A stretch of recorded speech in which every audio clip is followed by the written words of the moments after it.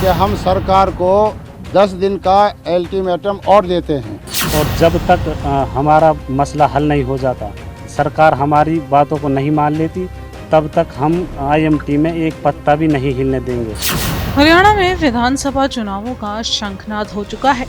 जीत के लिए सभी पार्टियां अपना दमखम दिखाने में जुटी हैं और जीत के लिए जो सबसे जरूरी है वो है वोटर्स। इसलिए वोटर्स को लुभाने के लिए बड़े बड़े वादे और ऐलान किए जा रहे हैं। अलग अलग कैटेगरी में बटे वोटर्स को उनके मनभावन प्रलोभन देने से भी पार्टियां पीछे नहीं हट रही।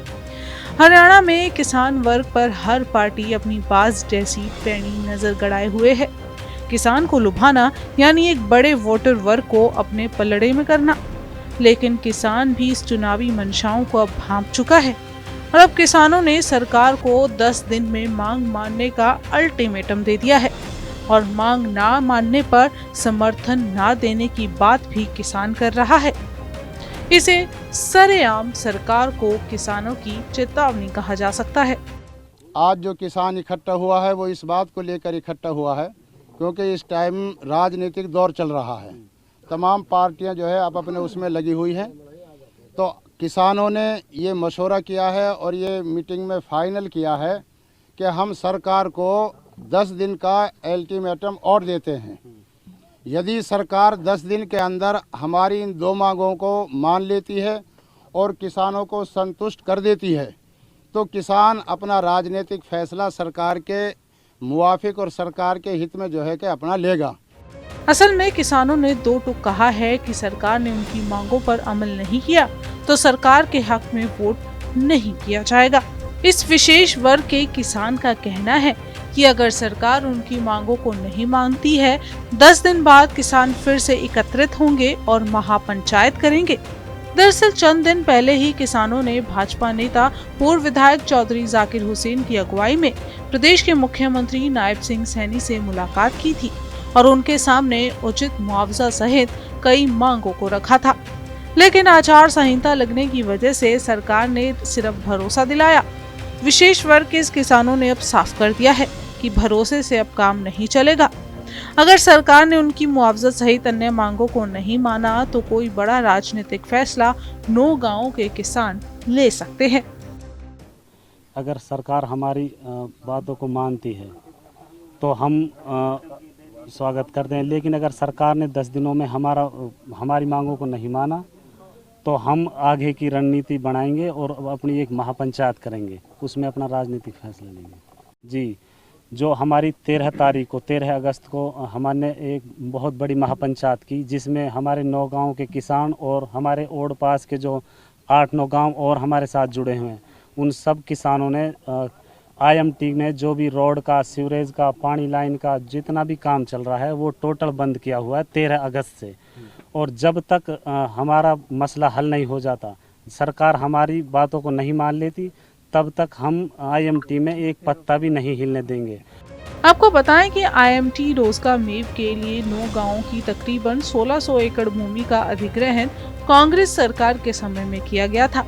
किसानों को उस समय 2 किस्तों में तकरीबन 46 लाख रुपए प्रति एकड़ के हिसाब से मुआवजा राशि दी गई थी।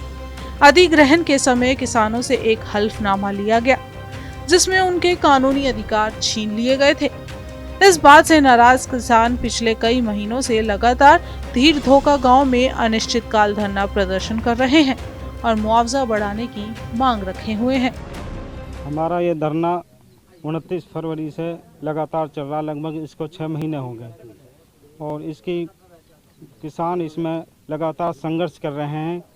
जैसा कि अल्टीमेटम 10 दिन का इसमें दिया गया है, अगर सरकार हमारी मांगों को नहीं मानती है तो किसान आगे इसकी पंचायत करके, महापंचायत करके इस पर आगे का फैसला लेंगे।